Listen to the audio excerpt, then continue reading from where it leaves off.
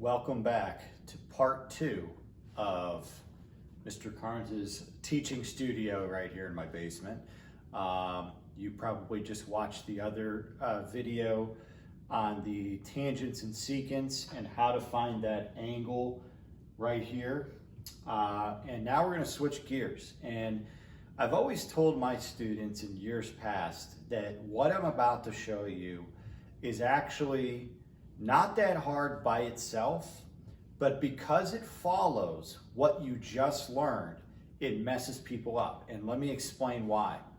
Everything that Mr. Kleinhens, as well as myself, just talked about over the last couple days had to do with angles and arcs.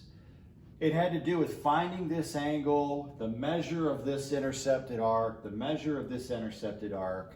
Everything was in degrees. It was all about angles. We are switching gears. Even though the pictures look the same, we're switching gears because now we're going to talk about side lengths. This has nothing to do with angles or arcs or degrees.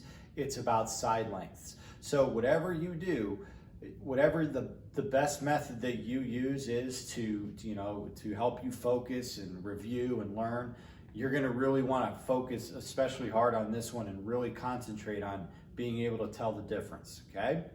So here's the property, okay? When you have chords or segments or lines that cross outside the circle, and by the way, one could be tangent and the other be a secant, or maybe they're both secants, that's fine. Here's the property about the lengths of the pieces of chord, the lengths of those segments. And I'm actually going to start with the one over here on the right, okay? Here it is.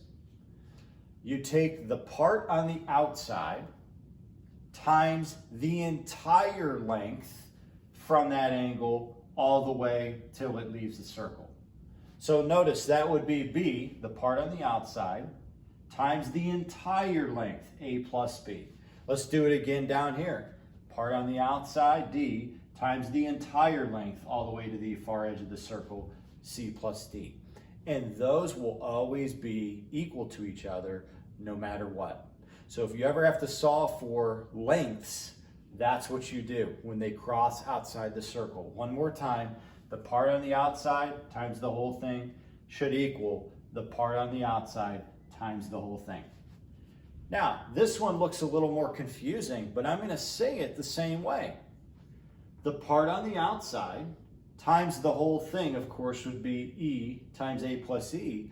But notice this one, because it's a tangent and it's not a secant, we don't have another piece. So what's the part on the outside? C. What's the whole thing? C. Because remember, once it leaves the circle for good, you're not using that part anymore. So the part on the outside and the whole thing actually are both C. So if you multiply the part on the outside times the whole thing, it's C times C. All right? So there's the formulas for that. Let's try an example or two, okay? Down below, again, I would take notes on this. Jot this down on your paper. We want to solve in number 1 for Z. Okay, so immediately I see a picture that looks kind of like that one on the right there. I'm going to go ahead and set up the part on the outside, 6, times the whole thing would be 6 plus 12, should equal the part on the outside, 9, times the whole thing, which in this case, they gave me the whole thing. You could see it is Z. So that's not bad. We have 6 times 18